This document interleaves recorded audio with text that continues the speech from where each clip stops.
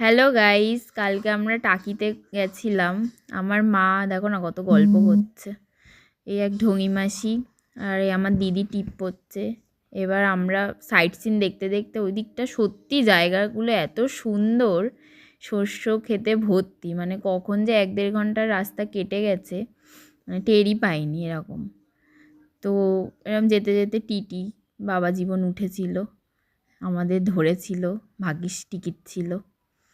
যেতে যেতে 3-4টে উঠেছিল কালকে। আর ওই দেখো ওই পাশে বাংলাদেশ দেখা যাচ্ছে, মাঝখানে ইছামতি নদী, ভাইজ্যাক ভাইজ্যাক একটা কেমন ফিল হচ্ছে। আমার মা কালকে লুচি টুচি নিয়ে গেছিলো, দোল খাচ্ছিল, এই যে আমি দোল খাচ্ছি। হ্যাঁ, তারপর আমার দিদি দোল দিতে এসেছিলো পেছনে। এই হচ্ছে রুম্পি, ওই পাশে বাংলাদেশ।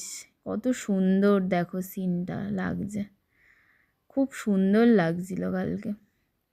নৌকায় করে আমরা মানে একটু ঘুরছি ইছামতি নদীটা, ওই পাশে বাংলাদেশ দেখছি, এই পাশে ইন্ডিয়া, মাঝখানে আমরা। ভাবতে পারছো কতটা ভালো।